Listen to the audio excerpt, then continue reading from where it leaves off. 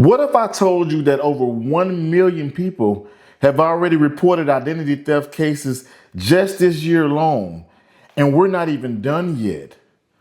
The problem isn't getting better, it's getting worse.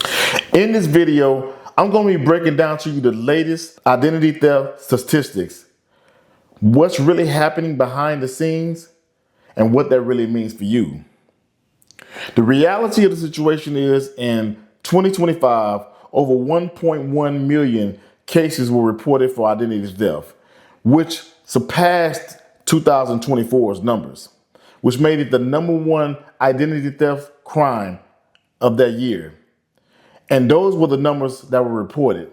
Most likely, the real numbers were higher. So, I'm pretty sure you're asking yourself, what's the #1 identity theft case specifically that occurred last year?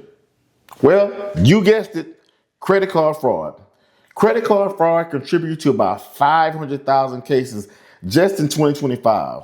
The one thing about credit card fraud that we have all noticed that it's been increasing by 50% each year, simply because it's easy, it's scalable, it's fast, and criminals most likely will get away with it.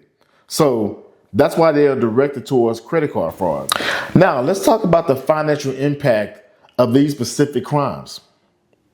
Fraud losses are generally in the billions of dollars annually.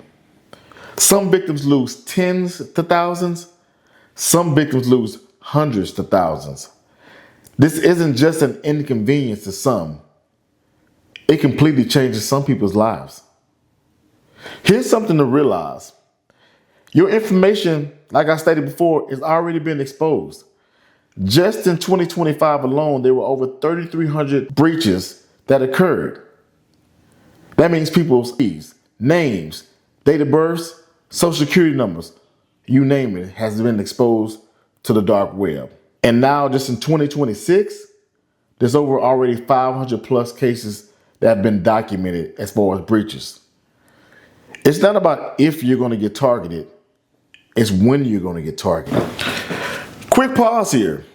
If you're truly serious about protecting yourself from identity theft, that is exactly why I tell people and I recommend they utilize an identity protection service.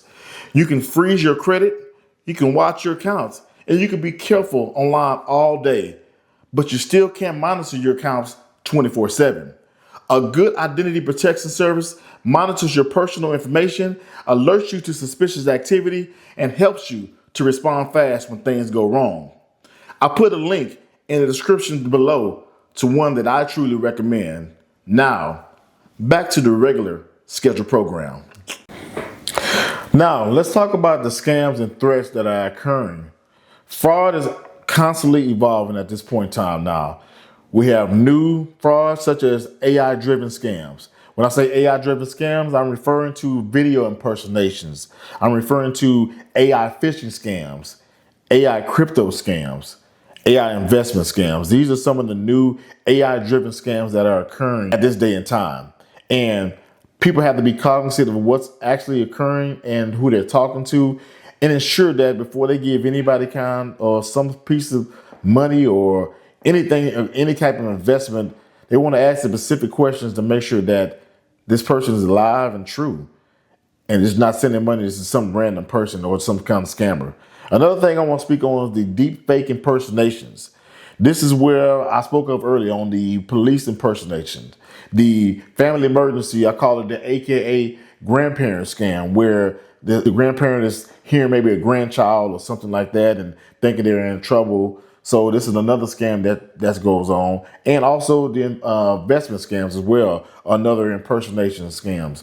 So we also have the synthetic identity scam, which contributes to fake celebrities and influencers, where basically a celebrity's contacts an individual saying, hey, I want to be friends with you. And they get to a point that celebrity want to get some money or need money from them to see them or something like that. So that's another specific scam that we're seeing.